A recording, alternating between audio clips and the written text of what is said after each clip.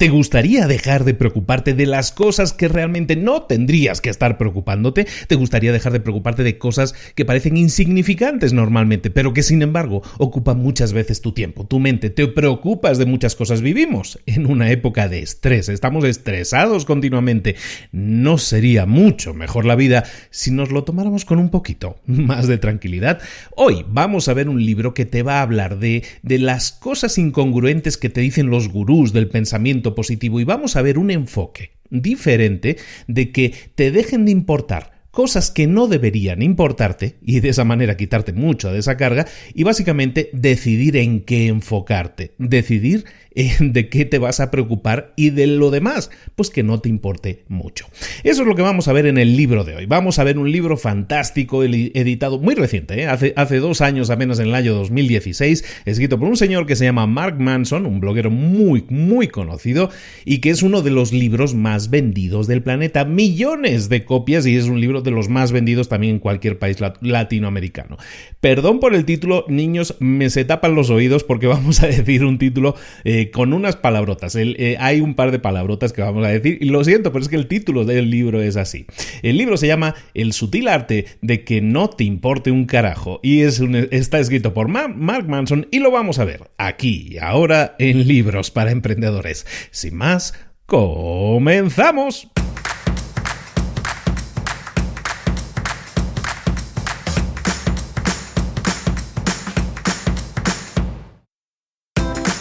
Bienvenidos al podcast Libros para Emprendedores. Para alcanzar el éxito en cualquier negocio que quieras emprender, debes formarte, debes estudiar, aprender para emprender. Y para ello, no hay nada mejor que un libro. En el podcast Libros para Emprendedores te ayudamos de 3 maneras. Primero, seleccionando los mejores libros del mercado para ayudarte a emprender, a mejorar en tu emprendimiento. Segundo, te ofrecemos gratis un resumen de los puntos más valiosos explicados en cada libro. Y tercero, te damos finalmente pasos a seguir para poner en práctica todas esas lecciones aprendidas y así poder acortar tu camino hacia el éxito.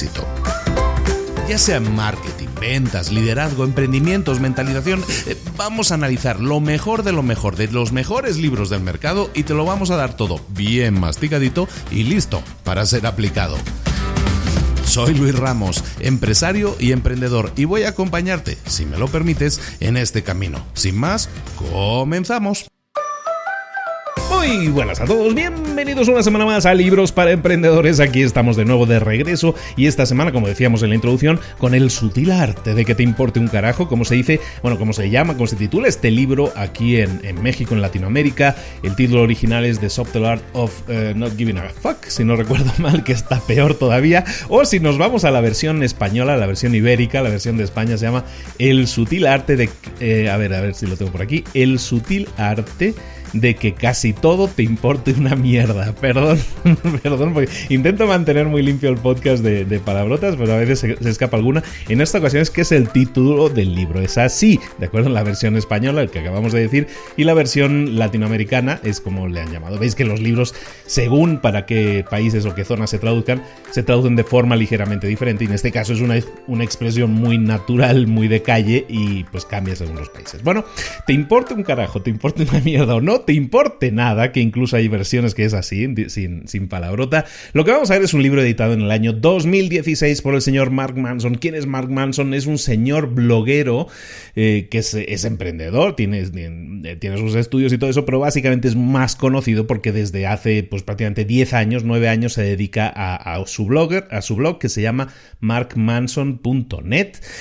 Que es un blog que actualmente, y gracias a este libro que vamos a ver hoy, tiene millones y millones de visitas mensuales. Es un tipo súper leído en este momento, y sus contenidos son muy interesantes porque lo que hace es darnos una visión. El blog empezó hablando de temas de ligar y todo eso, O sea, fíjate cómo evolucionó, que ahora habla como de autoayuda, pero lo que hace es derribando los mitos de la autoayuda. Lo que vamos a ver hoy es un libro que te va a servir para derribar mitos sobre cómo deberías sentirte, cómo deberías enfocar las cosas, cómo deberías enfocar tu crecimiento personal y profesional, pero lo hace desde una perspectiva totalmente contraria a a la línea que viene marcada por los otros gurús que todos conocemos, Tony Robbins y compañía, ¿no?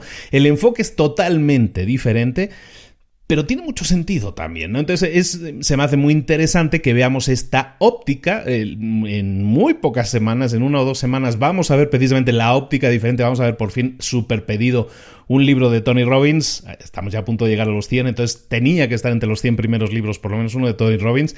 Y vamos a hablar hoy aquí de este sutil arte de que no te importe nada, ¿no? Y vamos a ver cómo la autoayuda o los gurús te están diciendo que deberías sentir de una manera o deberías crecer o desarrollarte personalmente de una manera, y podemos ver que hay otras formas de hacerlo. Se me hace muy interesante.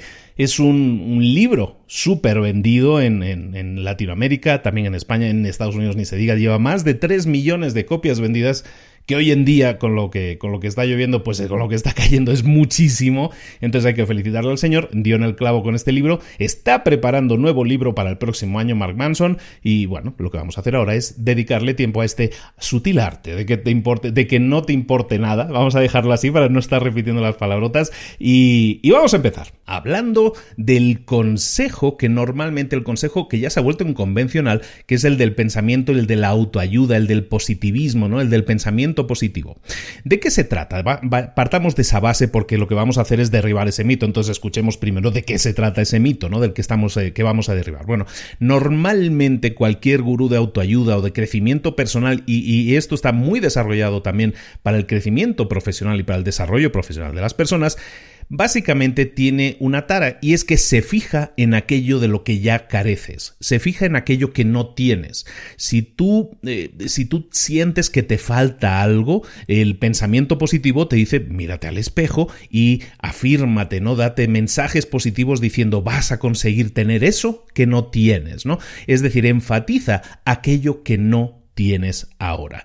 Te hace poner el foco, por ejemplo, si no tienes dinero, pues te hace poner el foco en no tengo dinero, y lo que quiero es sentirme mejor, y para eso me miro al espejo y me ayudo y digo, algún día seré millonario y voy a atraer la riqueza, ¿no? Se fija en aquello que no tienes y entonces enfatiza eso y te dice, quiero salir de ese hoyo, quiero salir de esa negatividad, ¿de acuerdo? Entonces se enfoca sobre todo en la negatividad, ¿de acuerdo? Si no eres feliz, evidentemente te dice, mírate al espejo y repítete, vas a ser feliz, vas a conocer a la persona, vas a ser delgado, lo que sea, ¿no?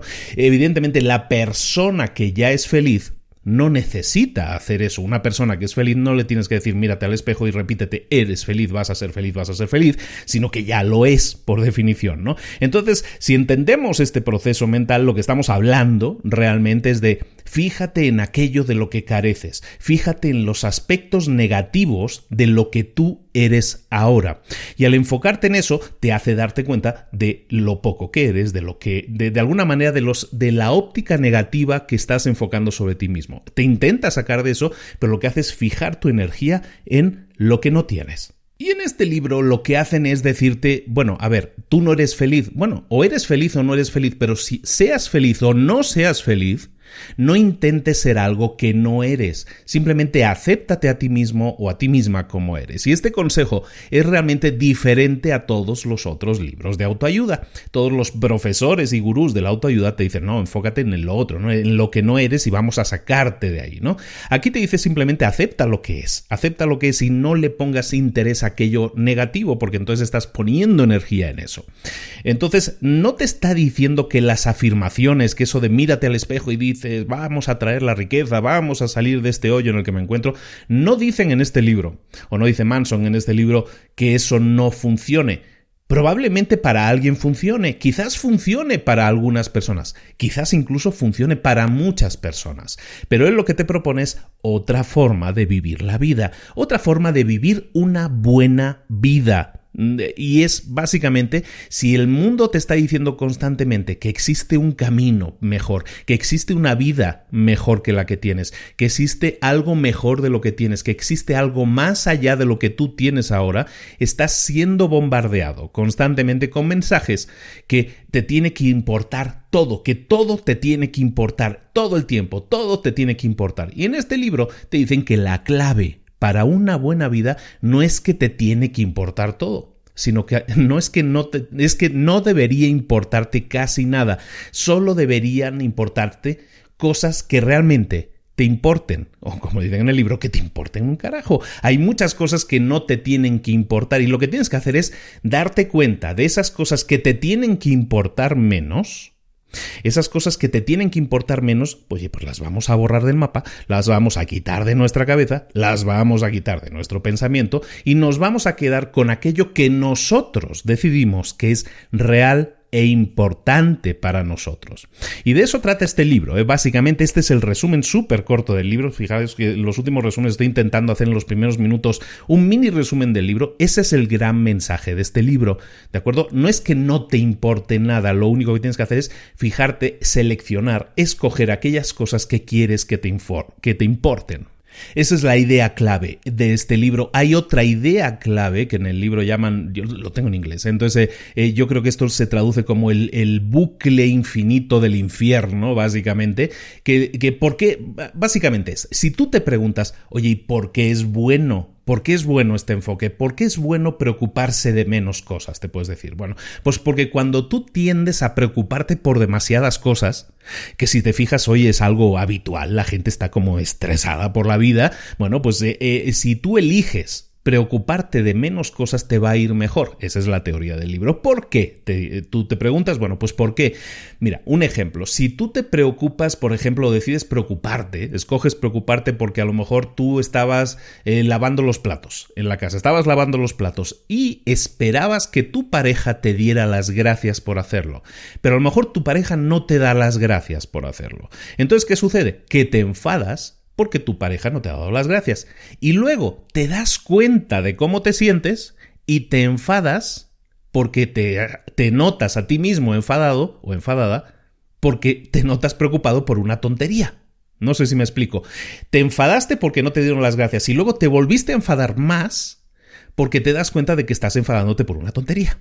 Y eso es el bucle del infierno infinito, entonces eso hace que te enfades más, eso hace que te molestes más, y entonces cada vez te sientes más molesto porque te estás sintiendo molesto por tonterías. Evidentemente ese bucle tú lo puedes romper de una forma muy simple, es decir, detectando que me estoy preocupando o estoy sintiendo una sensación negativa o estoy teniendo una experiencia negativa, estoy experimentando ansiedad, estoy experimentando enojo, estoy experimentando ira, furia, lo que sea. Entonces detecto que estoy teniendo esos sentimientos entre comillas negativos y entonces digo, oye, pues no pasa nada, me siento mal, detecto que me siento mal, pero sé que eso es algo normal, eso es parte de la vida, es parte normal de la vida sentir eso a veces, es parte normal de la vida a veces sentirse mal, y entonces lo que no hago es empeorarlo diciendo, ay, me estoy preocupando por tonterías, y lo que hago es dejar que ese sentimiento pase, porque va a pasar. Cuando tú decides que no te importa nada sentirte mal, lo que haces es cortocircuitar ese bucle. Cortocircuitar es cortar ese bucle en el que te podrías estar metiendo de me estoy encabronando porque me encabroné por una tontería y porque me estoy metiendo con tonterías, porque no dejo de pensar en esas cosas y te das vueltas y vueltas a las cosas, cortando eso y diciendo, bueno, está bien, me siento mal, me siento molesto a veces, pero bueno, este sentimiento sé que va a pasar, no le doy la mayor importancia, entonces sí, sé que ahora me siento mal, pero me importa un carajo. Esa es básicamente la segunda idea del libro, ¿no? La complementaria de la primera que estábamos diciendo, ¿de acuerdo? Primero tú escoges aquello en lo que te quieres preocupar y luego, si te estás preocupando por algo, decides no darle prioridad e importancia a esos sentimientos negativos, no le das la importancia y dices, van a pasar, es normal, es parte de mi vida. Y de esa manera rompes esos bucles. Ojo, digamos algo, y es importante aclarar esto, que nada te importe un carajo, que nada te importe nada, no significa que tengas que ser indiferente a la vida. Hay gente que a lo mejor se siente cómoda siendo indiferente, pero el libro no aboga por eso. El libro no te está diciendo que es admirable que seas indiferente a las cosas, que seas insensible a las cosas. No, la gente que es indiferente es normalmente gente que está asustada. Son personas, los trolls de internet, ¿no? Que llaman en el libro, que se esconden detrás de esos o se esconden dentro de agujeros sin emociones. eso es ser indiferente, y eso no te está diciendo el libro que lo seas, que seas un insensible, que te falte empatía. No te está diciendo nada de eso, al contrario, te está diciendo que sí te importan las cosas, pero que tú escojas aquello que realmente quieres que ocupa tu mente. ¿De acuerdo? No ser indiferente, sino sí ser diferente, pensar, pero sobre todo en ti mismo y en aquello que quieres que sea mejor para ti. ¿De acuerdo? Entonces, eso aclararlo primero. Y luego aclarar también que no es que te tengan que dejar de importar las cosas negativas. Lo que estamos hablando en este caso es que normalmente cuando te sucede una adversidad, cuando te sucede una cosa negativa en tu vida, lo que te tiene que importar un carajo es algo más importante que esa propia adversidad. Es decir, si algo malo te está pasando, que tengas en la cabeza algo más importante, que te importe más, y que ese sea el enfoque en el que tú quieras poner tu energía. Por muy malas cosas que te estén pasando, tú tienes que tener claro aquello que quieres alcanzar. Bueno, trabaja en eso, ¿de acuerdo? Entonces esa aclaración también importante. Y luego, recordar eso, tú eres la única persona que puede escoger en qué quieres dedicar tu energía. Siempre vas a tener impactos externos, siempre van a haber cosas, nunca va a ser el escenario perfecto. Vivimos en un mundo imperfecto, somos personas imperfectas. Nos demos cuenta o no, nosotros ya ahora mismo, antes de escuchar este resumen o antes de escuchar esta teoría, lo que estamos haciendo siempre con nuestra vida es escoger aquello que nos importa un carajo y escoger aquello que no nos importa un carajo. Entonces, ser maduro significa escoger, ser maduro significa saber escoger aquello que te importa de verdad y aquello que no te importa. Dedicarte a escoger aquello en lo que quieres poner tu energía. Eso es importante, esa madurez es lo que nosotros queremos alcanzar.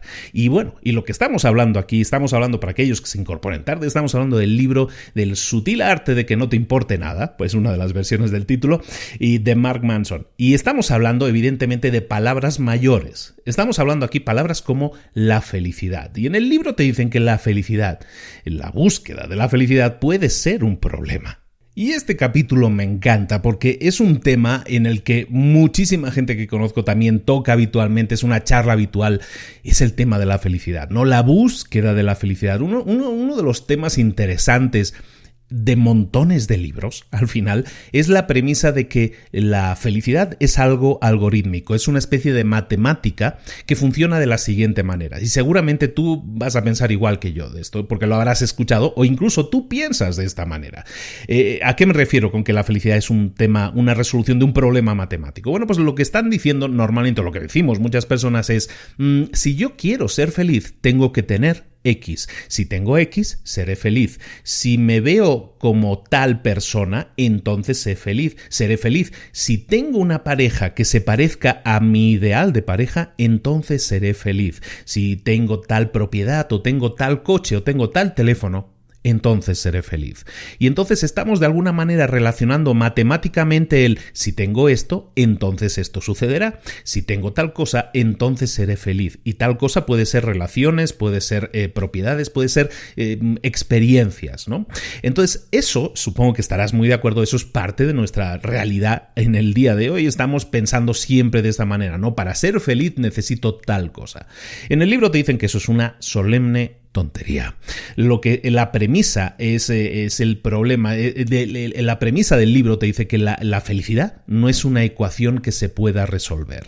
Eso de si tienes X entonces tendrás Y, eso nunca va a ser cierto. La felicidad no está en el resultado, sino la felicidad está, y como dicen por ahí, se suele decir también, hay un dicho que dice, ¿no?, que la felicidad está en el camino, ¿no? Está en el esfuerzo. Y eso es algo que en el libro también ejemplifican de muchas maneras, ¿no? O sea, la felicidad no está en llegar a la cima del Everest, la felicidad está en la escalada de esa montaña, en disfrutar del momento. No vas a ser feliz solo cuando estés en la punta y te tomes una foto, una selfie desde la punta del Everest, sino la felicidad también va a estar en todo el proceso. Tiene que estar en el proceso. Es como un equipo de fútbol que juega todo el año, tantos partidos como quieras, ¿no? En España, que es la que sigo yo, la Liga Española, pues 38 partidos al año, ¿no? De liga.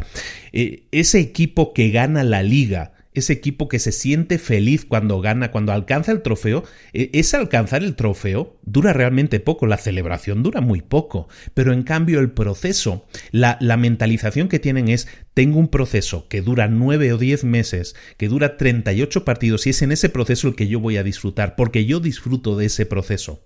No estás diciendo estoy sufriendo todo el año esperando a que llegue ese día, esas 2 o 3 horas en las que voy a tener una celebración en mi ciudad. Eso así no funciona. La felicidad no está en el resultado, sino que tienes que buscar la felicidad en el proceso.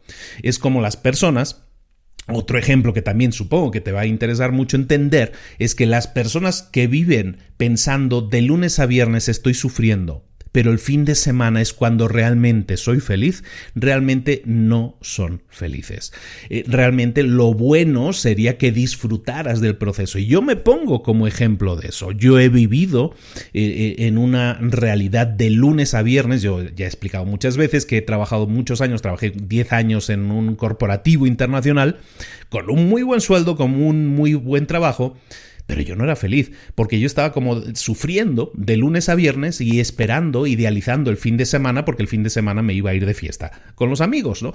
Entonces eso realmente no me hacía feliz, y yo te lo digo y soy honesto contigo al decirte que yo no era feliz. En cambio ahora, en el que pues podríamos decir, se difuminan mis líneas de fines de semana, porque yo ahora mismo soy dueño de mi tiempo y puedo decir, pues hoy por la tarde no trabajo, hoy por la tarde me voy con mis hijas, hoy por la tarde hago tal o cual cosa, o hoy no trabajo, pues eso yo lo puedo decidir. Entonces cuando se difumina de esa manera y mi meta no es el viernes por la noche ni el sábado por la noche, sino que mi meta es simplemente disfrutar de lo que hago todos los días, entonces realmente llegas al punto al que tienes que llegar. Disfrutas del proceso. Yo disfruto de mi día a día. Yo no estoy deseando que llegue el viernes o estoy rezando para que el lunes nunca llegue.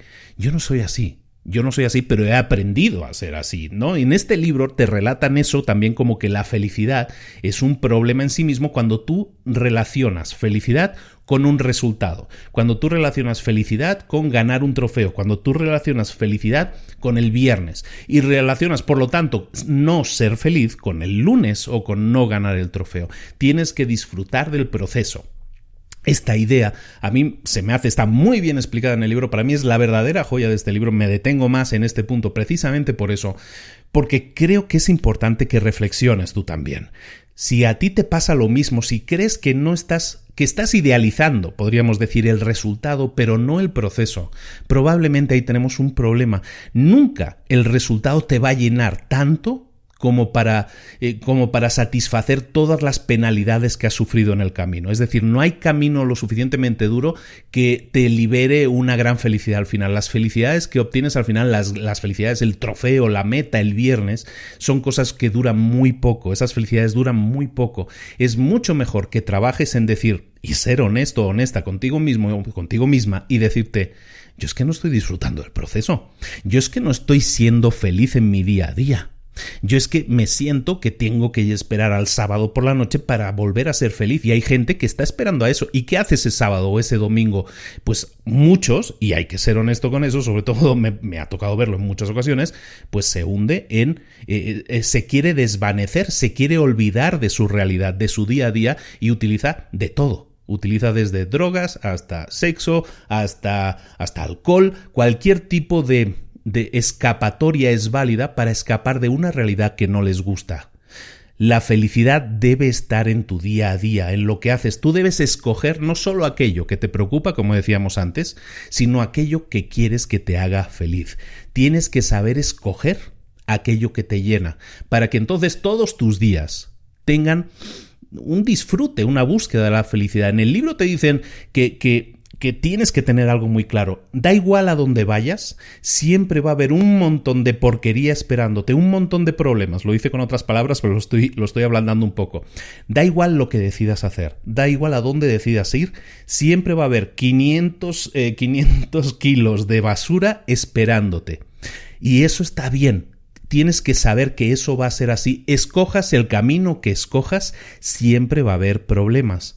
El punto, el tema aquí, es que no puedes escaparte de los problemas. No existe un camino que elimine los problemas. Tienes que saber que cualquier camino que escojas va a tener problemas. El único tema aquí es que encuentres aquellos problemas que disfrutes tener, aquellos problemas que disfrutes trabajar en ellos, porque problemas vas a tener siempre, cosas que resolver siempre las vas a tener, mejor que sean cosas que realmente disfrutes hacer en ese proceso, porque si no, sí lo vas a pasar realmente mal. Uno de los puntos importantes en la actualidad y que prácticamente toda la generación con la que estamos compartiendo vida ahora mismo en el planeta está de alguna manera, se cree autorizado, se cree con derecho a percibir cosas buenas de la vida. En el libro te hablan de que tienes que entender que nadie es especial, que nadie se merece algo por el simple hecho de ser. Habla de que la generación actual, mucha generación actual, sobre todo la juventud, como está creciendo, cree que tiene derecho a tener determinadas cosas. Se siente que la positividad es lo que te va a ayudar a conseguir las cosas. Hay varios conceptos aquí interesantes. Uno de ellos es este de la positividad. Te dice en el libro Manson que la positividad es el enfoque que tienes que seguir según te dicen todos los gurús, ¿no? Que tienes que ver el vaso medio lleno, ¿no? Que tienes que esperar lo mejor de las personas, que tienes que esperar que lo mejor puede pasar. Y de esa manera, siendo positivo y viendo el vaso medio lleno, es como te va a ir mejor. En cambio, en el libro no es que te digan que siendo pesimista te va a ir mejor, sino que tienes que entender que el vaso esté medio lleno o esté medio vacío, el vaso siempre está lleno de problemas, siempre va a haber problemas, un poco relacionado con lo que veíamos antes, y que ser positivo no tiene por qué ayudarte a salir de esos problemas. Hablábamos de este tema de creerse uno con derecho, ¿no? Y hablamos de esta nueva generación actual que cree que tiene derecho a tener cosas buenas en la vida por el simple hecho de existir. Y de eso tiene mucho la culpa las redes sociales, las televisiones, todo lo que vemos, todos los multimedia que nos llegan, todas esas informaciones nos hacen creer que tenemos que aspirar a la grandeza, y ser normal se ha convertido en un fracaso. Y en el libro, y eso se me hace un concepto también interesante, te dice que, oye, tienes que entender que tú lo más probable es que estés en ese centro que es gigante en el que estamos todos, que es el de la mediocridad, el de la normalidad. Y en el momento en que aceptes eso, en el momento en que aceptes que esa persona que está en Instagram o está en determinada serie de televisión o en determinada película es una imagen falsa, es una imagen generada, es una imagen que no representa el ideal que tú deberías aspirar como normalidad. Cuando tú entiendes eso, entonces sí puedes trabajar en mejorar en ti mismo. Se me hace un concepto interesante. ¿Cómo te lo puedo aterrizar un poco más? Para que no quiero sonar así como demasiado elevado. Básicamente se trata de eso, que no veas las redes sociales. Vamos a poner el ejemplo. En Instagram, ¿no? Hay chicas, y me consta, que pues siguen a chicas muy guapas, las chicas de bikini de Instagram, ¿no? Y ven esos cuerpos perfectos, cincelados, modelados, con esos filtros y esas imágenes perfectas, y la gente se piensa que eso es la aspiración a la que tienen que llegar, y que lo que tienen actualmente es una mala versión de eso, es una mala vida, y es una mala vida porque mi vida no se parece a la vida que veo que tienen otros en Instagram. Eso realmente tiene mucho sentido. Es un gran problema. Hay gente que realmente se obsesiona con ese tipo de imágenes y dice, si yo no alcanzo esa meta que estoy viendo que otras personas disfrutan, entonces yo no voy a ser feliz. Entonces mi vida actual es mala. No es que sea mediocre, no, es mala. Esa idea es algo que tenemos que apartar de nuestra mente. Y en el libro básicamente te están diciendo esto. Acepta que eres parte de un estándar, de una media, lo llama mediocre en ese sentido, estamos en la media, y que lo que estamos viendo a veces son los extremos, precisamente porque lo que llama la atención en nuestra vida siempre son los extremos, ¿no? Lo excesivamente bueno y lo excesivamente malo, ¿no? Eso es lo que nos llama la atención, y tenemos que aprender que nosotros estamos en ese medio, en ese punto medio que es donde se encuentra el 99.9% de la población. Cuando entendemos eso, entonces podemos decidir que nuestras acciones nos lleven a un punto superior. Pero tenemos que partir de saber que somos normales, pero que saber también que ser normal no es malo. Ese es un punto interesante. Ser normal no es malo, y nadie te obliga a tener que ser mejor de lo que ya eres, porque ser normal, repito, no es malo. Si quieres alcanzar algo, una idea, un ideal superior, está bien, pero que sepas que estás partiendo no de una mala situación, sino de una situación normal. Y entonces decidirás si quieres aspirar a eso, porque te atrae por alguna cosa y no está mal tener metas, pero también puedes decidir no hacerlo. Y el no hacerlo no significará que eres un fracasado. El no hacerlo, el buscar no tener ese sueño, no realizar ese sueño de ser como se supone que la sociedad aspira a que seas, no intentar buscar ese sueño, tampoco es malo. Aceptémonos, por lo tanto, como somos, aceptemos esa normalidad, esa mediocridad. La palabra tiene connotaciones negativas, entonces aceptemos esa normalidad, ese punto medio en el que nos encontramos como un punto totalmente válido en el que estar. No tenemos que tener aspiraciones que nos saquen de esa área si realmente no lo queremos, no lo deseamos de una forma natural y honesta. Que no planteemos nuestra vida diciendo si no alcanzo ese sueño, entonces es que no podré salir de esta mala vida que tengo. Tu vida es normal, está en la media y tenemos que verlo de esa manera. A continuación en el libro se hace una pregunta. El libro se hace una pregunta que creo que también es fundamental que tú te hagas. Y es un ejercicio interesante que vamos a desarrollar aquí ahora. Es el verdadero valor del sufrimiento.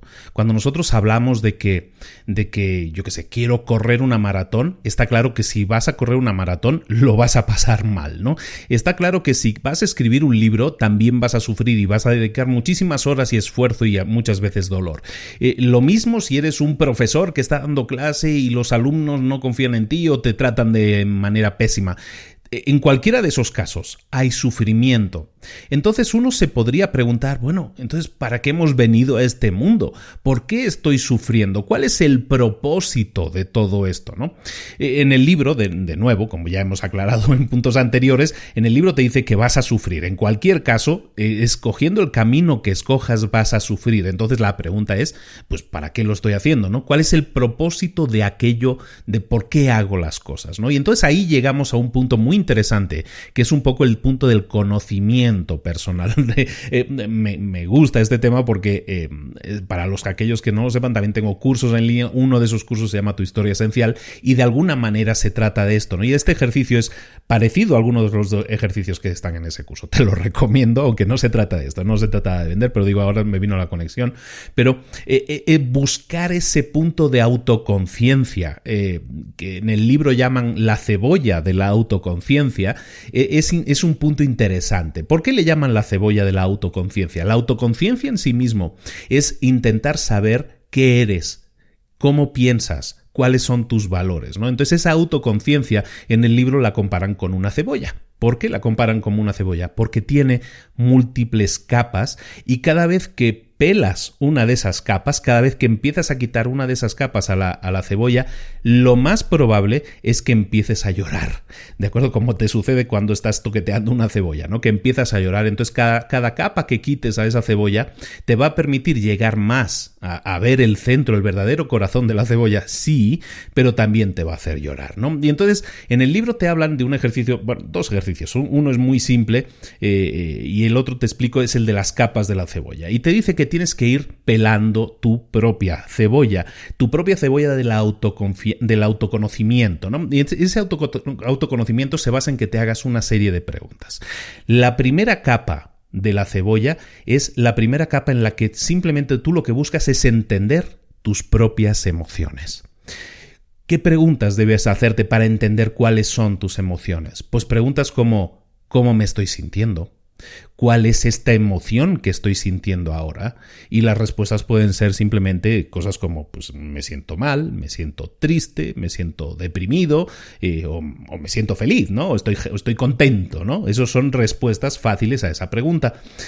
¿Cuál es la segunda capa de la cebolla? Cuando ya hemos detectado cuál es nuestra emoción, lo siguiente es preguntarnos en esa segunda capa de la cebolla, que también tenemos que pelar, es preguntarnos ¿por qué estamos sintiendo eso? ¿Por qué nos sentimos de esa manera? Y la pregunta es esa exactamente, ¿eh? ¿Por qué me estoy sintiendo así? Esa es la pregunta que te tienes que hacer. Entonces, ¿por qué me estoy sintiendo triste? ¿Por qué me estoy sintiendo deprimido? ¿Por qué me estoy sintiendo feliz ahora mismo? Entonces, en esa segunda capa te estás preguntando el por qué, y preguntarte ese por qué es fundamental para entenderte cada vez un poco más. La tercera capa de la cebolla es, hemos detectado la emoción, nos hemos preguntado de dónde viene o por qué estoy sintiendo esa emoción, mejor dicho. La tercera capa es la fundamental, es el centro de todo esto y se refiere a los valores personales. Se refiere a que te preguntes a ti mismo ¿por qué considero esto o un éxito o un fracaso? ¿Por qué considero el sentirme de esa forma un éxito o un fracaso? Y eso tiene que ver con lo que llamamos el enfoque y la perspectiva, que es un tema que toco habitualmente también en el otro podcast que tengo, que se llama Mentor 365. Parece que estoy como promocionando mucho lo mío, ¿no? Bueno, tengo otro podcast diario en el que hablo de estas cosas también, ¿no? Bueno, entonces estamos hablando del enfoque, de cómo, básicamente estamos hablando de cómo te mides a ti mismo. El sentirme bien o el sentirme mal o el que suceda una determinada cosa en mi vida, yo decido si eso que me está sucediendo es bueno o es malo. Las cosas no son buenas o malas en sí mismas, sino depende de cómo tú las veas, depende de aquello como dice, ¿no? Depende del color del cristal con que se mira. Y es exactamente así. ¿Cómo estás escogiendo medir a ti mismo cómo te sientes o las cosas que te suceden o las cosas que consigues en la vida? ¿Cuál es el estándar de medición que estás utilizando para juzgarte a ti mismo y a todo lo que sucede a tu alrededor? Esa es la gran pregunta que te tienes que hacer, y eso pasa porque conozcas lo que vulgarmente conocemos, lo que decimos siempre, tus valores, las cosas que tú valoras o por las cuales valoras las cosas. Entonces estamos hablando de esa cebolla. En la primera estamos decidiendo o estamos preguntándonos qué emoción estoy sintiendo. En la segunda pregunta, la segunda capa de la cebolla es por qué estoy sintiendo de determinada manera. Y la tercera capa de la cebolla es, ahora sí, contrastar eso que yo estoy sintiendo con mis valores y decidir si eso está bien o está mal, o eso es bueno o es malo. Y de eso depende entenderte profundamente a ti mismo y lo que tú consideras bueno y lo que tú consideras malo. El segundo ejercicio que te proponen en el libro, que es un ejercicio muy conocido y que ya hemos comentado anteriormente en algún otro episodio, es el de los 5 porqués, ¿no? Aquí no te dicen que sean 5, pero te dicen los porqués, ¿no? Pregunta por qué de manera insistente. Básicamente es un sistema para que tú siempre intentes detectar qué es aquello que te preocupa en realidad. Cuando una cosa te hace sentir de una determinada manera, pregúntate el por qué. Cuando hayas respondido a eso, pregúntate el porqué de esa respuesta. ¿Y por qué pienso de tal manera? ¿Y por qué me estoy sintiendo de tal manera? Y pues ha sido por tal razón. Oye, ¿y por qué te estoy sintiendo esa razón? ¿De acuerdo? La idea es que te vayas preguntando por qué es uno tras otro para llegar al fondo de la cuestión. El fondo de la cuestión siempre va a ser tus valores personales esenciales. ¿De acuerdo? Entonces es importante que hagas este tipo de ejercicios para poder entenderte más, sobre todo para poder entender los valores. Y recuerda que los valores es aquello por lo cual tú mides una cosa y decides si es buena, si es positiva o es negativa. Por ejemplo, en un examen que tú hagas en una escuela, en la universidad o donde sea, ¿no? Tú haces ese examen y a lo mejor obtienes un 7 sobre 10, ¿no? A mí me puntuaban en el colegio del 0 al 10, ¿no? Ahora es con letras, ¿no? Pues si obtienes una B, a lo mejor, ¿no? Un 7, un notable en mi época. Bueno, imagínate que tú haces ese examen y obtienes un 7 sobre 10. Para muchas personas, obtener un 7 sobre 10 lo ven como un gran éxito, porque en su escala de valores, en los valores, en esa parte interna de la cebolla propia que tienen, deciden que un notable o un 7 es algo súper positivo. Pero en cambio puede haber otras personas que a lo mejor su escala de valores les dice que obtener un 7 es un fracaso. Hay gente que por el mismo resultado, obteniendo exactamente el mismo resultado, va a decidir que algo es positivo o va a decidir que algo es negativo. ¿Por qué? Porque eso depende de cada persona, depende de su propia escala de valores. El decidir si algo es bueno y algo es malo, por lo tanto, entiéndelo, depende siempre de ti. Lo que te sucede, sea interno, provocado por ti o sea por causas externas, ni es bueno ni es malo, simplemente es. Entonces tienes que entenderlo de esa manera para entonces decidir, bueno, según mis valores, eso me lo voy a tomar como algo bueno o me lo voy a tomar como algo malo. Es importante que detectes eso. porque de esa manera te vas a entender a ti mismo o a ti misma y vas a saber entonces por qué reaccionas de tal o cual manera ante determinadas situaciones. El hacer ese tipo de análisis te permite conocerte más y mejor a ti mismo. Y al final lo que vas a entender es cuáles son tus valores. En el libro te hablan de que hay valores que deberías eliminar, que no son los válidos. Cuando hayas hecho este ejercicio y empiezas a conocer cuáles son tus valores, te puedes dar cuenta que los valores que tienes a lo mejor no son los mejores. En el libro te dicen que los valores malos, lo dice con otro lenguaje, pero los valores malos o los valores que no deberíamos tener tanto como en un altar, son valores como el placer. Porque el placer está bien, pero el placer es el peor valor posible para el que pivotar tu vida alrededor. ¿Por qué? Porque el placer es la forma más superficial de satisfacción que existe y por lo tanto es la más fácil de obtener, pero también es la más fácil de perder. Por lo tanto, buscar el placer como el centro de nuestra vida no es lo más loable, no es lo mejor que podríamos hacer. Otro tema es el éxito material, que sin embargo, está como muy socialmente aceptado. Buscar el éxito material, buscar aquellas cosas físicas que sobrepasan lo que son las necesidades básicas, o sea, lo que es comida, dormir y todo eso, las necesidades básicas, eso se entiende que cuando las tenemos cubiertas, todo aquello que viene después de eso realmente no nos debería dar más felicidad. El tener un coche de determinada marca, el tener un coche fabricado este año frente a otro fabricado hace 2 años, ese tipo de mediciones de decir soy feliz si tengo este tipo de coche, soy feliz si vivo en determinado tipo de barrio o en determinada casa con determinado metraje o tengo determinado reloj o determinado teléfono. Todo eso son éxitos materiales. Ese éxito material no debería ser el centro de nuestra vida. Sin embargo, también te lo digo, es el centro de la vida de mucha gente. Valora su vida, el éxito en su vida, de acuerdo a aquellos valores materiales que ha alcanzado. Eso demuestra solo una cosa de esa persona y es su superficialidad. Es muy superficial. Por lo tanto, no es un buen valor y hay mejores valores, que eso los vamos a ver ahora, ¿de acuerdo? Otro valor que mucha gente busca en su vida es el de tener siempre la razón. Muchas veces la gente reacciona bien o reacciona mal ante las cosas porque a lo mejor va contra esa búsqueda de tener siempre la razón. Y hay muchísima gente que busca tener siempre la razón. Sea como sea, yo tengo que tener siempre la razón. ¿Cuál es el problema de esa gente? Que nunca acepta que comete errores y por lo tanto nunca aprende, nunca crece, porque la gente aprende de sus errores, la gente crece a partir de sus errores.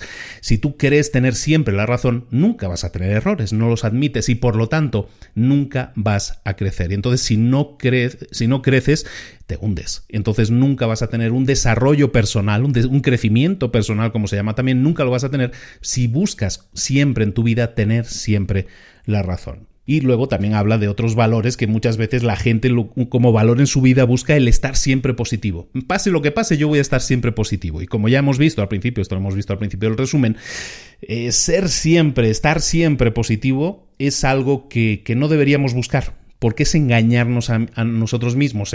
Partimos de la idea en este libro de que en el mundo siempre nos va a venir problemas, siempre vamos a tener problemas. Entonces, si siempre vamos a tener problemas, entonces buscar estar siempre positivo, ignorar cualquier otra cosa que nos suceda y solo concentrarnos en soy feliz, pase lo que pase, no es un valor bueno para medirlo porque hay veces que nos vamos a sentir mal y lo que tenemos que hacer es, como dicen en el libro, aceptar que lo vamos a pasar mal, simplemente. ¿De acuerdo? Entonces, ¿cuáles son los buenos valores? Si todo esto son valores que no son tan buenos, ¿cuáles serían los valores buenos? Pues él te da una fórmula de 3 pasos para decidir si algo es un valor bueno. Te dice que tiene que ser basado en la realidad, punto 1. Segundo, que tiene que ser socialmente constructivo. Y tercero, que tiene que ser inmediato y controlable. ¿Ejemplos de buenos valores? Pues la honestidad, la innovación, la vulnerabilidad, defenderse a uno mismo, defender a los demás, respetarse a uno mismo, la curiosidad, la caridad, la humildad, la creatividad. Todo eso son buenos valores y si analizas cualquiera de ellos cumplen esas tres bases, ¿no? Están basados en la realidad, punto 1, punto 2 son socialmente constructivos y punto 3 son inmediatos y controlables, es decir, dependen de ti.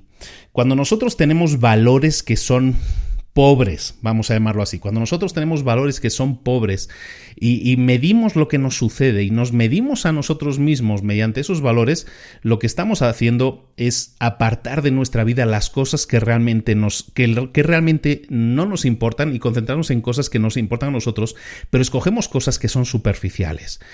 Esas cosas que son superficiales siempre van a hacer que nuestras vidas sean peores. Si nuestra vida corre o pivota al lado o alrededor de tener siempre la razón, del éxito material, de la búsqueda del placer, de tener siempre... Todas estas cosas son valores que van a hacer que seamos superficiales, que no podamos crecer y que no podamos desarrollarnos. Es mejor hacer pivotar nuestra vida alrededor de ese tipo de valores que realmente son constructivos para nosotros y para los demás. Y aparte son inmediatos y controlables. Tú decides si quieres ser honesto, tú decides si quieres ser vulnerable, tú decides si quieres defender a los demás o a ti mismo, o la humildad o la creatividad. Eso es algo que está en ti, que puedes decidir que eso sea el centro de tu vida. Ahora sí, para terminar en esta última parte del libro, vamos a ver 5 valores que no parecen tan llamativos, pero que realmente son los más beneficiosos que uno podría adoptar. ¿De acuerdo? Evidentemente, esta es la visión del autor del libro, pero vamos a ver rápidamente esos 5 valores, porque puede ser interesante pues tener una base, ¿no? Para decir, bueno, pues según este libro nos dice que estos 5 valores son los buenos, pues vamos a ver por qué, ¿no? Entonces vamos a ver rápidamente esos 5 valores. El primer valor es la responsabilidad y es interesante que desarrollemos este punto un poco. Darte cuenta de que tu crecimiento, tu mejora personal, todo depende de que tú te des cuenta de que eres responsable de ello. Aunque parezca una obviedad, aunque parezca muy simple de decir, realmente es la clave de ese propio crecimiento. Nosotros podemos decidir culpar a los demás. Nosotros podemos decidir culpar a la vida, culpar a nuestra situación personal. Es que yo nací en una familia pobre, es que yo nací en un país y entonces mis posibilidades de salir de mi situación son imposibles, no tengo posibilidades. Ese tipo de comentarios lo único que hacen es traspasar la responsabilidad que es tuya, traspasarla a otros. Es decir, es responsabilidad del gobierno sacarme de esta situación, es responsabilidad de mis padres sacarme de esta situación. Es responsabilidad de mis hijos aguantarme en determinada edad. Todo eso es pasarle la responsabilidad a otras personas y, por lo tanto, no aceptar la propia responsabilidad. Eso es algo muy poderoso. Cuando tú te das cuenta de que las cosas suceden y simplemente son, y tú eres el responsable de decidir cómo te vas a sentir al respecto, entonces la cosa cambia. Cuando tú te das cuenta de que sí nací en un país o en una familia pobre o nací con estas posibilidades, eso me define como persona, es cuando estás equivocado. En lo que no estarías equivocado es en decir, tengo una responsabilidad, tengo la responsabilidad de hacer algo con eso. A lo mejor no tengo tantos boletos en la lotería, digamos, para jugar, pero tengo boletos y puedo trabajar para conseguir más boletos en esa lotería. Es como en el póker, en cualquier juego, ¿no? Tú te reparten las cartas y esas cartas son las que te han tocado, amigo. Ahora sí, es tu responsabilidad hacer lo máximo posible con esas cartas. Y tus cartas son las mismas que le dan a aquella otra persona y a aquella otra y a aquella otra. No es un tema de suerte, sí, pero ¿por qué hay personas que son súper buenos jugando al póker? Bueno, pues son súper buenos porque buscan salir de esa situación de no saber cómo jugar y buscan aprender a jugar y juegan cada vez mejor porque van buscando aprender, porque se hacen responsables de buscar crecer. Cuando tú te responsabilizas de tu vida, cuando tú con consistencia, con constancia, te dices, yo soy el responsable de las situaciones, yo soy el responsable de las elecciones que yo hago en mi vida, es cuando entonces comienzas a vivir tu vida, ahora sí, con total responsabilidad y esa responsabilidad te lleva a ser la mejor versión de ti mismo. No puedes culpar, puedes culpar a quien sea de tu situación, pero que tú culpes al gobierno de tu situación, que tú culpes a tus padres de tu situación, eso no les hace a ellos responsables de tu situación. La responsabilidad es 100% tuya. Por lo tanto, tu infelicidad, tu falta de felicidad, también es tu responsabilidad. Nadie va a ser responsable de hacer que tú seas feliz. Ni tu pareja, ni tus hijos. La responsabilidad de ser feliz es tuya. Y eso es importante que lo tengas claro, ¿de acuerdo? A menudo la única diferencia entre un problema que te suceda y que ese problema te haga sentir mal o te haga sentir con ganas de superarte a ti mismo está en tu cabeza. Un problema al que te enfrentes puede ser bueno o puede ser malo para tu crecimiento dependiendo de ti, dependiendo de la responsabilidad que tú asumas sobre ese problema. Si tú eludes tu responsabilidad y dices, no, este no es problema mío, esto es ese mal jefe que tengo que me odia y me quiere el mal y siempre me está echando mucha basura, si piensas de esa manera, nunca vas a salir de tu situación porque estás responsabilizando a otro de ello, le estás echando la culpa y por lo tanto también le estás diciendo, yo no soy feliz por su culpa. Y eso no debería ser así, ¿de acuerdo? Entonces el primer valor de estos que estamos diciendo que sería importante que desarrollaras es el de la responsabilidad. El siguiente valor que también es importante es el de la incerteza. En el libro Manson nos está hablando de que hace no tanto tiempo la gente pensaba de una manera determinada. A veces, ejemplos, no hace tantos años hay gente que pensaba que la Tierra era plana y no era redonda, o que las mujeres no tenían derecho a votar, o que los esclavos estaban ahí para servir al hombre blanco. Y evidentemente son nociones que hoy en día se han descartado. ¿Por qué? Porque son solemnes tonterías, aunque esta última, lamentablemente, parece que en algunos países todavía creen en ello. Pero la incerteza, lo que estamos hablando aquí, ese valor que tienes que desarrollar, se basa en que no podemos aceptar lo que hoy nos está sucediendo o lo que hoy pensamos como una verdad absoluta. Hace un siglo, hace menos de un siglo, las mujeres no podían votar. ¿Y por qué era eso? Bueno, pues porque de aquella se pensaba de esa manera, que la mujer era más servil que otra cosa, ¿de acuerdo? Entonces eso ha cambiado evidentemente y qué bueno que haya cambiado, pero en aquella época los niños eran educados de esa manera. El pensamiento único era que las mujeres no tenían derecho al voto, que las mujeres eran serviles y tenían que ser serviciales al hombre. Y así es como se pensaba. Evidentemente, si todos en aquella época pensaran de aquella manera, pues evidentemente no habría un cambio. Recuerda que para que haya un cambio, la gente tiene que reconocer que está en un error, que está cometiendo un error, ¿no? Y por lo tanto, eso es lo que estamos hablando aquí, el valor de la incerteza, de no dar nada que nosotros creamos, de no dar nada que nosotros aprendamos por cierto.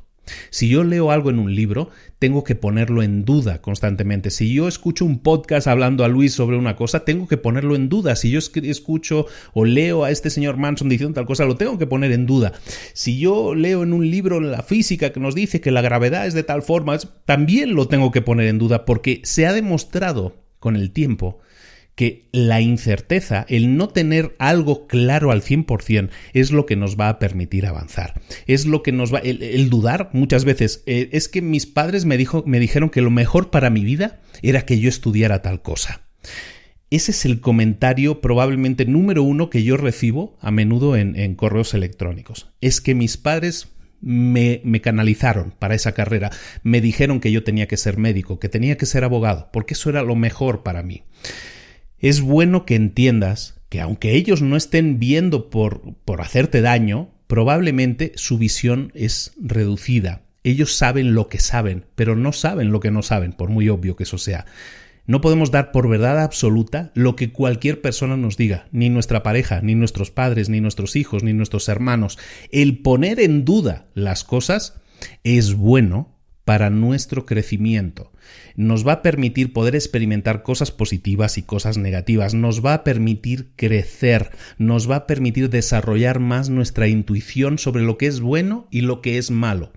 Recuerda que no tenemos verdades absolutas y por lo tanto la incerteza es lo único real de lo que nos podemos armar. Entonces ármate de incerteza, de incertidumbre, de no saber nada al 100%. Y eso es lo que te va a permitir crecer. Te ponen en el ejemplo, en el libro, unos ejemplos de cómo puedo abrazar esa incertidumbre. Te dice que hay 3 preguntas que deberías hacerte sobre cualquier cosa que te suceda o cualquier cosa que tú pienses, cualquier enfoque que tú tomes en la vida. Pregúntate, ¿y si estoy equivocado? Pregúntate siempre que tomes una decisión, estés a punto de tomar una decisión, digo, bueno, pues voy a escoger el camino de la izquierda. Pregúntate, ¿y si estoy equivocado? Eso es lo primero que te deberías preguntar. Luego, lo segundo, ¿qué significaría que yo estuviera equivocado? Entonces ahí eso vamos un paso más allá. El preguntarte qué significa o qué pasaría si yo me he equivocado, lo que estás viendo es las consecuencias de tus acciones. Te permite ver qué pasaría, poner en duda tu decisión y entonces de esa manera intentar sopesar otras opciones. La tercera pregunta que te dicen, ¿y si al equivocarme estoy creando un problema aún peor para mí o para otros? De esa manera también te das cuenta de si un problema o si una decisión que tú estás tomando va a crear un efecto ola sobre otras personas o sobre otros eventos. Es importante que no demos algo por supuesto siempre, sino que siempre nos pongamos en duda, ¿no? Y ese tipo de preguntas que estamos poniendo aquí en el ejemplo te pueden ayudar a dudar de ti mismo, que no es malo, estamos diciendo, sino que te puede ayudar en tu crecimiento porque te permite, pues ahora sí, ser mucho más juicioso en tus pensamientos, es decir, poner en tela de juicio todo aquello que piensas o crees que es una realidad, tanto que venga de ti como que venga de otros, ¿eh? El tercer valor que deberías desarrollar es el de saber que el avanzar, el crecimiento viene a través del fallo, viene a través de los errores. Cualquier cosa que quieras mejorar en tu vida puede hacerse y puede tener un resultado positivo, pero también puede haber un resultado negativo. Puede ser que falles, puede ser que no salga bien. Probablemente has escuchado que el talento no es algo que deberíamos apreciar tanto, es el tema de las 10.000 horas, la regla de las 10.000 horas, dice que puedes llegar a ser un experto en algo si le dedicas 10.000 horas de tiempo. Y que eso implica que el trabajo es lo que te va a dar los resultados, ¿no? Y es parcialmente cierto según el libro, pero tenemos que tener en cuenta eso. El talento sí puede llevar a conseguir las cosas. También podemos tener talento para conseguir las cosas. Michael Jordan era muy bueno y practicó muchísimo y practicó las 10.000 horas, pero también tenía un talento natural. Entonces hay una combinación de ambas cosas, ¿no? Y eso hay que tenerlo claro. Si quieres tener éxito en algo, lo más importante de este punto, y es importante que lo tengas grabado siempre, es que te vas a caer en el camino de ese éxito. Si quieres alcanzar un éxito, tienes que saber que vas a tropezar, que te vas a caer muchas veces. Tienes que saber que el fallo, que el error, que el fracaso es también parte del proceso del éxito. Y eso sucede así siempre. El problema es que mucha gente cuando crece desarrolla un miedo al fracaso. Cuando nosotros somos niños no tenemos miedo a caernos. Es un ejemplo que hemos puesto ya muchas veces. Cuando uno está aprendiendo a caminar, se levanta y lo intenta y si se cae, pues a lo mejor puede llorar, pues ha fracasado, pero se vuelve a levantar y lo vuelve a seguir intentando. A medida que vamos creciendo, vamos capando un poco ese arriesgarnos, ¿no? Hay mucha gente que a medida que va creciendo deja de arriesgarse y la culpa es de nuevo del sistema educativo al que culpamos de todos. ¿Por qué? Porque está basado en desempeño, está basado en puntuaciones. Está basado en padres que muchas veces castigan a los niños o premian a los niños según unos resultados, unos números. Y esa exposición a este tipo de historias de éxito que normalmente nos rodean también, y las redes sociales le dan un eco mucho más grande, también hacen que veamos el éxito como algo deseable, pero que el fracaso no es deseable, que el fracaso no es admitido. Si tú quieres tener éxito en la vida, tienes que sacar de un 7 para arriba, ¿no? 7, un 8, un 9, un 10, ese tipo de cosas, ¿no? Si no, no es un éxito. Entonces eso hace que la gente no se arriesgue. ¿Por qué? Porque se arriesga a fracasar y si fracasa, pues evidentemente obtiene una, entre comillas, mala puntuación de sus padres o de la sociedad o del mundo que les rodea. Eso hace que la gente eluda, no quiera cometer errores. Y al no cometer errores, lo que hace es decir, bueno, pues si no quiero cometer errores, no me quiero arriesgar, mejor no hago nada. Y entonces estamos en ese bucle de me voy a quedar en mi zona de confort porque no quiero cometer errores. En el libro te hablan de un principio que llama él el principio del haz algo. El principio del haz algo lo podríamos conectar con el principio que aquí un servidor te dice habitualmente, que es el principio de pasa a la acción, ¿no? Podemos llamarlo de la misma manera. El principio del hacer algo, del haz algo, básicamente viene del siguiente concepto. Se nos ha enseñado que si nosotros tenemos que hacer algo, necesitamos inspiración, ¿no? Necesitamos estar inspirados. Esa inspiración nos va a generar una motivación y entonces si estamos realmente motivados, entonces es cuando vamos a hacer algo, ¿no? Existe esa creencia, por la forma de enseñanza que tenemos, que es la inspiración la emoción, en este caso, la inspiración nos va a generar motivación y esa motivación va a ser lo que nos motive a pasar a la acción. Pero realmente no es así. En el libro nos dicen que en realidad esto es un círculo, esto no es una secuencia de inspiración lleva a la motivación y la motivación es lo que motiva la acción, sino que la inspiración lleva a la motivación lleva a la acción, pero la acción lleva a nuevas inspiraciones y la inspiración a nuevas motivaciones y la motivación a nuevas acciones. Es un círculo en realidad, ¿no? Que se autoalimenta. Tomando ese concepto en cuenta, entonces podremos decir que el punto inicial no es la inspiración, sino que el punto inicial en un círculo puede ser cualquiera. Estamos de acuerdo que un círculo lo puedes empezar en cualquier parte y siempre vas a llegar al mismo punto, porque es un círculo, es cíclico, ¿no? Entonces, teniendo eso en cuenta, podemos asumir como una realidad, que es lo que dicen en el libro, que la acción genera inspiración y la inspiración genera motivación. Y la motivación genera nueva acción, y la acción nueva inspiración, y la nueva motivación, acción, inspiración, motivación. Básicamente, lo que podemos decir entonces es que para hacer algo no necesitamos inspiración que nos motive y luego pasemos a la acción, sino que la acción simple, el simple hecho de hacer algo, va a generar inspiración y va a hacer que nos motivemos. Por lo tanto, no pensemos que necesitamos tener claridad de ideas, que tenemos que tener todo súper planificado, que tenemos que tener todo súper motivado y a la gente motivada y un gran equipo para empezar y para pasar a la acción, sino que podemos pasar a la acción con lo que tengamos, que son las ganas de hacer las cosas, y esa propia acción, el hecho de hacer cosas, el hecho de pasar a la acción, es lo que te va a inspirar y te va a motivar. ¿De acuerdo? Entonces, básicamente, volviendo al punto inicial y para no liarte ya contando esto, parece una poesía, ¿no? Inspiración, acción. Pues básicamente estamos diciendo que originalmente podríamos pensar que la inspiración es el origen. Eso nos lleva a la motivación y de ahí pasaríamos a la acción. Lo que nos dicen en el libro es que también funcionaría, eso sí puede funcionar, pero eso hace que mucha gente no pase a la acción. Lo que deberíamos hacer es pasar a la acción inmediatamente porque esa acción va a generar inspiración y motivación. ¿De acuerdo? Entonces, pues básicamente estamos hablando de ese principio que llaman hacer algo y que ese hacer algo sin pensarlo, sin esperar la motivación y la inspiración, va a hacer que muchas veces fallemos, como estábamos diciendo, pero que tenemos que entender que el fallo es parte del proceso, que si queremos tener éxito, vamos a fallar, sí o sí. Escojamos el camino de la izquierda o escojamos el camino de la derecha, siempre va a haber problemas. El simple hecho de asumirlo y decir voy a seguir adelante es lo único que necesitas entender.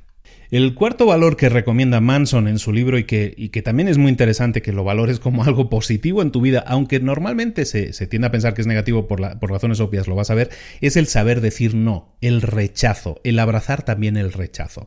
El rechazo es importante, es una habilidad que tenemos que desarrollar. En el libro te habla muy a detalle del por qué en nuestra sociedad occidental estamos acostumbrándonos a decir que sí a todo, ¿no? Por la abundancia económica, por una serie de razones que te comenta en el libro, que no vamos a desarrollar aquí, no creo que aporte mucho más que eso, es simplemente un razonamiento.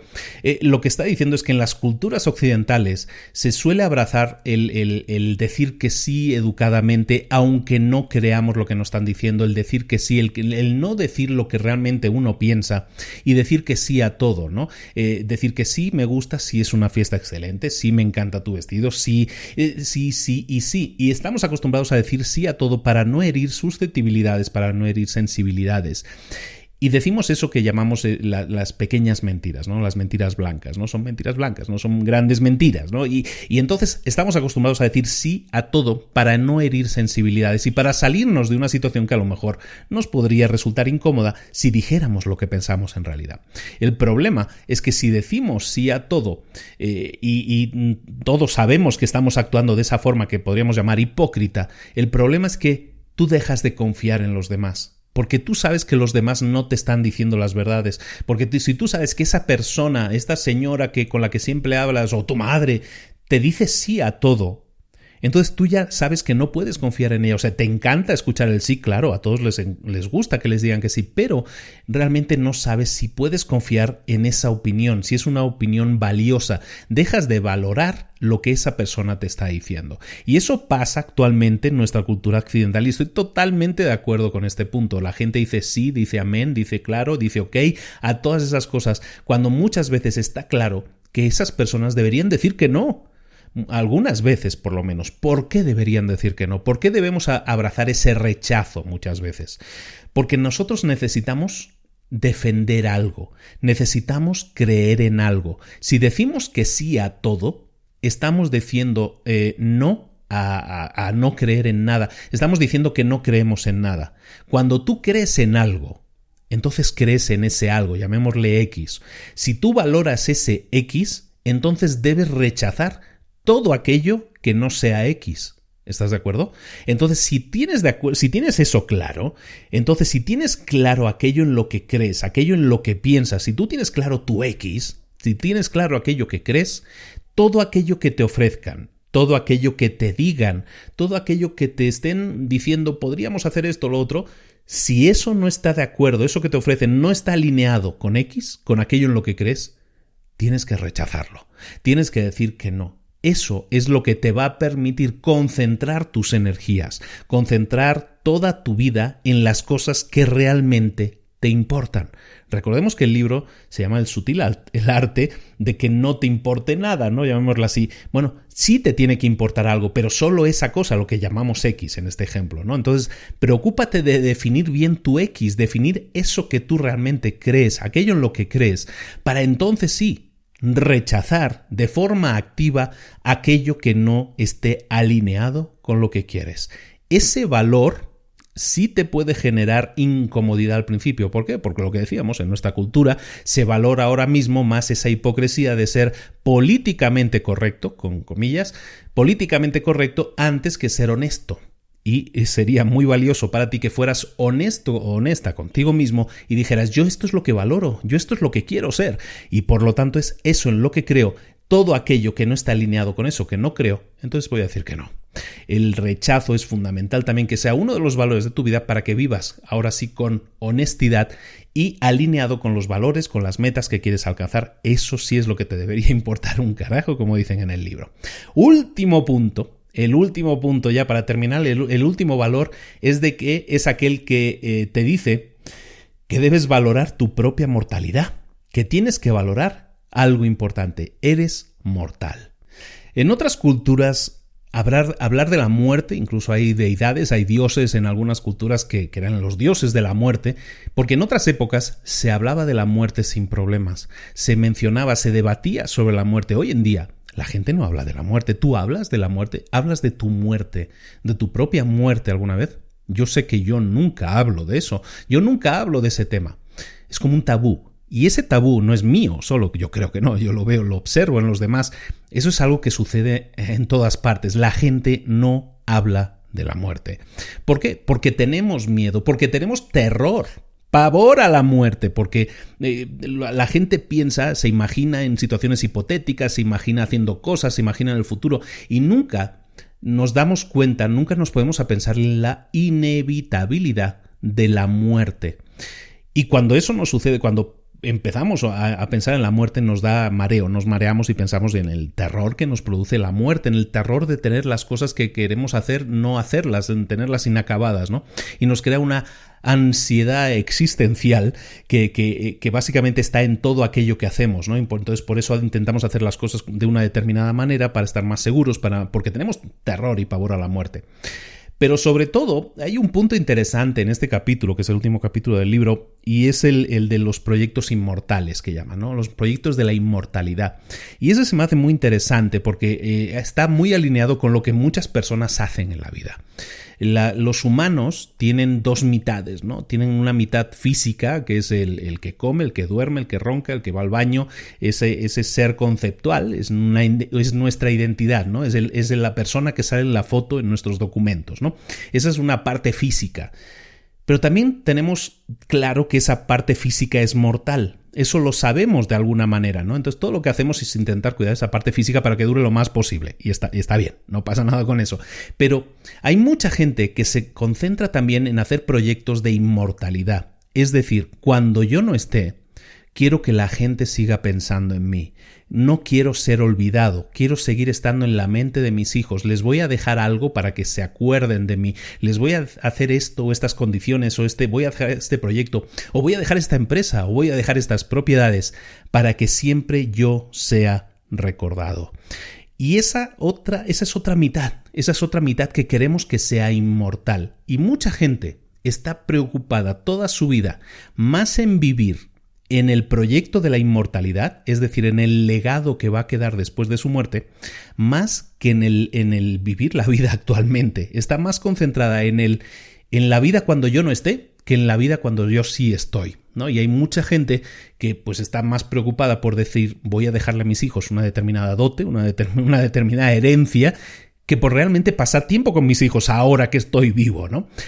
Valóralo. A mí se me hace un tema interesante sobre el que debatir, un tema interesante sobre el que hablar. No hay una decisión clara en el libro, tampoco simplemente te señalan que eso es lo que es, ¿no? Y estoy totalmente de acuerdo y se me hace un tema interesante, pero el punto aquí es que la gente muchas veces no vive su propósito de vida, y eso se me hace interesante como meta, como comentario.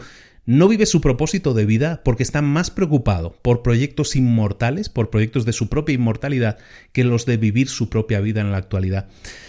Vivir en el ahora, vivir en el presente, le podemos llamar mindfulness, le podemos llamar de muchas maneras, pero vivir en el ahora, vivir en el presente, saber que lo que tienes ahora, este momento que estás viviendo, el pasar tiempo con la gente que quieres, eso es fundamental.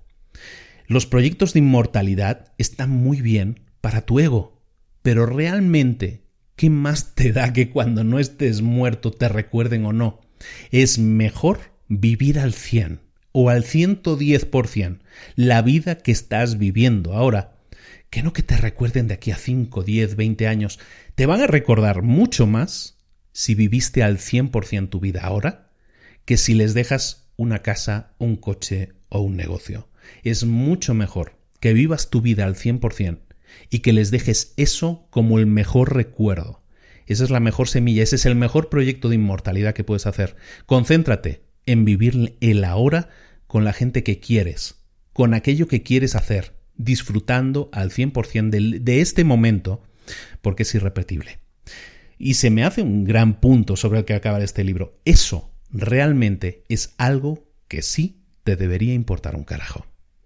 ¿Estás de acuerdo o no? Hemos terminado el libro. Se me hace bien raro hacer este tipo de palabras en el podcast. Sabéis que he sido muy cuidadoso siempre en eso, pero bueno, como era parte del libro, tengo excusa, ¿no? Pero bueno, aviso, ya en el libro, pues ya sale en el título, ¿no? Que sale la palabra. Espero que te haya gustado mucho. Espero que te haya hecho pensar. A mí es un libro que había leído pues hace ya algún tiempo. Me ha hecho pensar, el volver a reflexionar sobre él. Hay puntos que yo no tenía en la memoria. Este punto final de la muerte era uno de ellos y se me hace muy válido como un tema de conversación, como un tema de reflexión.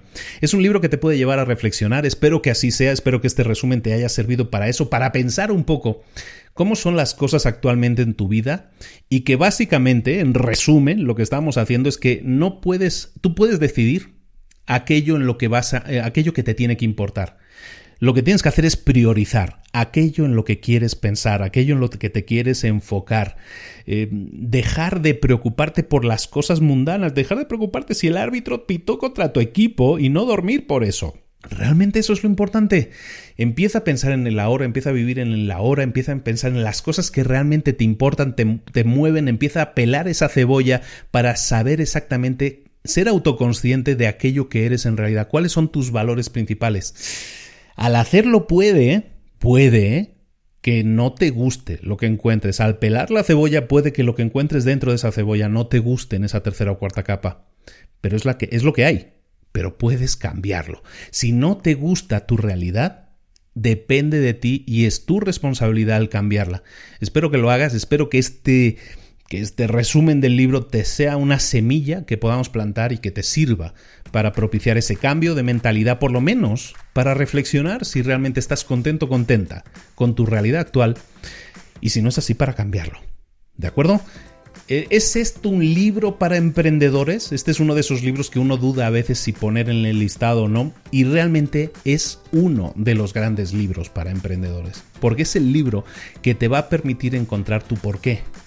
Como yo le llamo en aquel curso que te decía que tengo, tu historia esencial.